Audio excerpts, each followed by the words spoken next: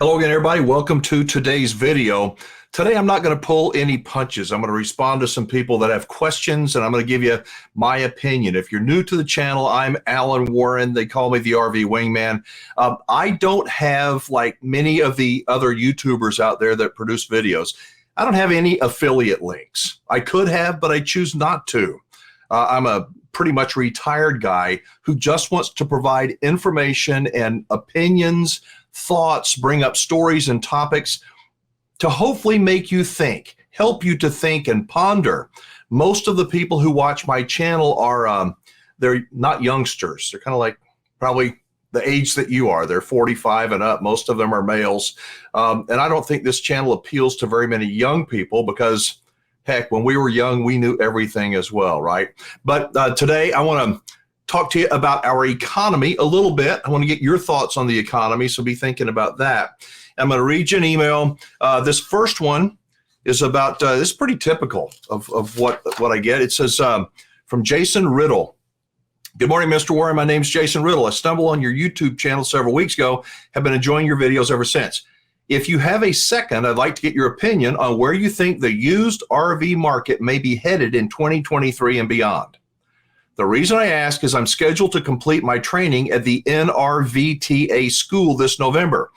NRVTA is the National Recreational Vehicle Training Academy. I know it's a long acronym, National Recreational Vehicle Training Academy, where he's going to complete it in November, and then he'll be a certified inspector. I plan on doing that on the side until I'm ready to retire, which should be in about 4 years. Live in Southern Cal, and if all goes well, my wife and I would like to relocate to Tennessee after I retire, do the RV inspections to supplement my pension. The school is claiming there's a huge need for inspectors and technicians, and I've been very impressed with their operation, but I thought it would be prudent to solicit the opinion of another expert. Thank you, Jason Riddle. Jason, thank you for the email. That's a great question. I get a lot of people that are especially people that are going to become full-time RVers that are considering going to the NRVTA. And the good news is, I think NRVTA is making a killing. I mean, they're making a killing. There is a shortage of inspectors for RVs big time.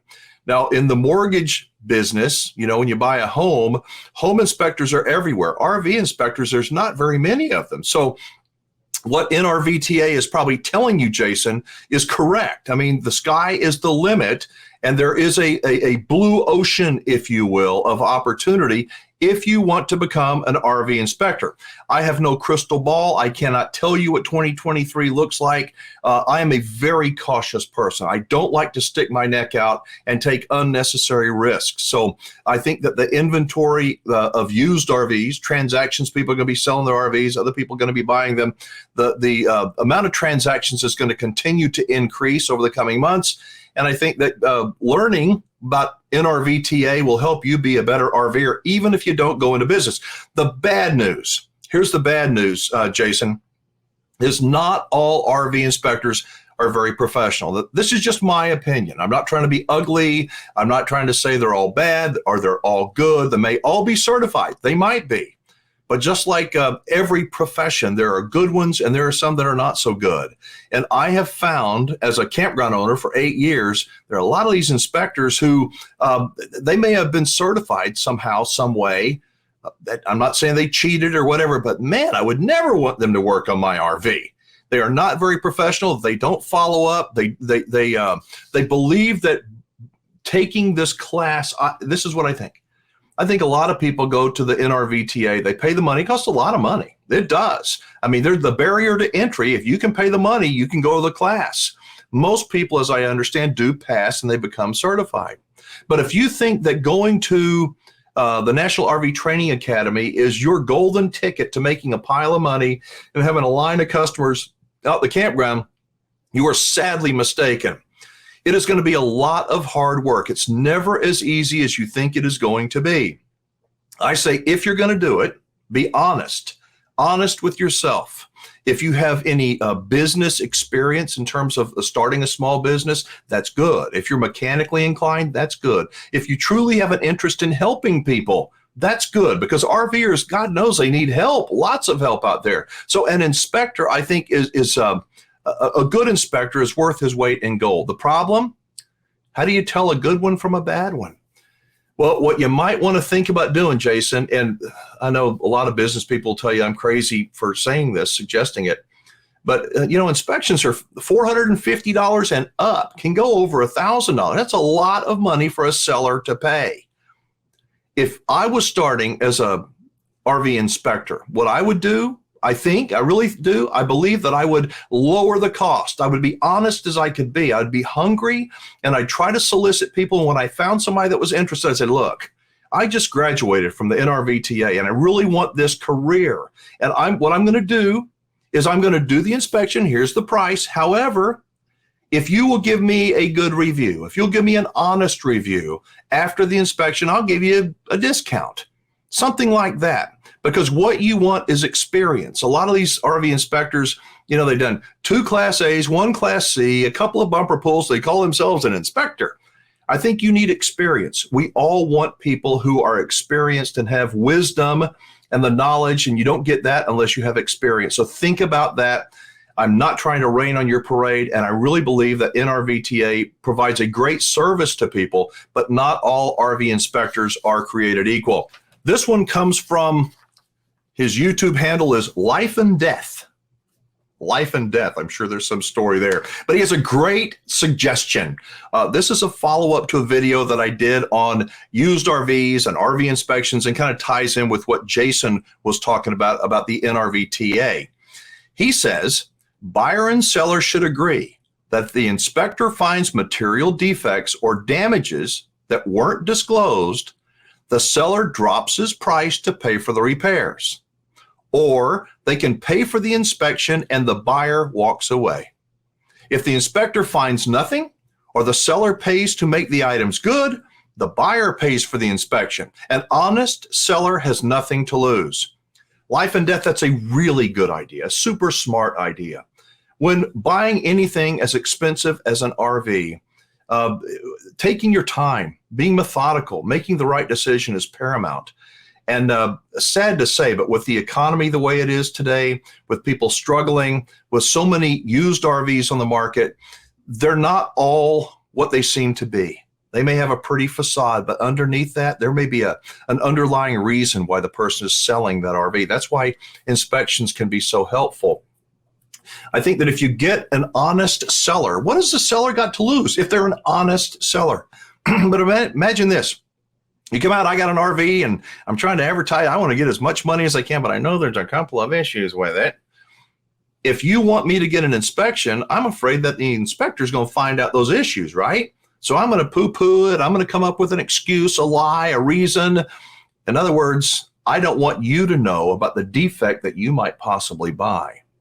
An honest seller will give you they'll tell you the defects. They'll show them to you if they're honest. And if they are honest, there may be some things that they don't even know about. So getting an inspection, what Life and Death says here, is when you go into the transaction, I would demand it, request an RV inspection. Find a third-party, independent, certified RV inspector to come out and look at the unit. And agree that as long as there's nothing that hasn't been disclosed, you'll buy it and you'll pay for the inspection. But if there's something the inspector finds, a cracked frame or something, I don't know, whatever it happens to be, the inspector finds something that is a material defect, the seller will either reduce the price of the RV or make the repairs and let you walk if you want to. If you don't want to do it, don't do it. But if they'll lower the price and agree to make the repairs based upon whatever the inspector found, that not only do you buy the RV, but you pay for the inspection. It's a win-win deal. And I think that honest people, I think there really are some good, honest people out there. Honest people want you to be happy with what you buy. Unfortunately, as I said a minute ago, not everybody is honest. And with the 401ks going down like they've gone down this year, and inventories at RV dealerships are going up, and people are going, yeah, things are great. I don't know. Do you think things are great? I started this video out by saying that I want to know what you think about the economy, 2023 and beyond. Are you optimistic about it? Because some people, as the stock market goes down and down and down from its all-time highs, which it naturally does, there are people out there that say, man, this is a great time, great time.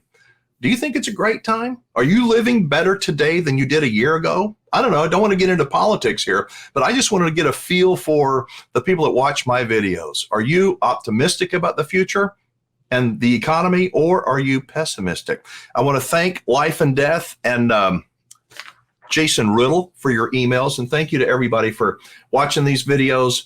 I know that I will never be, and I don't want to be the most popular YouTube host in the RV space. I don't want to do that, because to be popular, you have to be, what do they call it? Enrage to engage. I don't want to enrage anybody. I want to be a trusted friend, at least somebody that you can count on.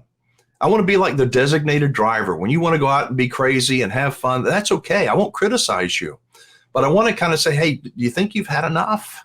You might want to check this over here. And I know most people don't like that, especially young people, because they already got it all figured out. But I'm going to try and figure it out.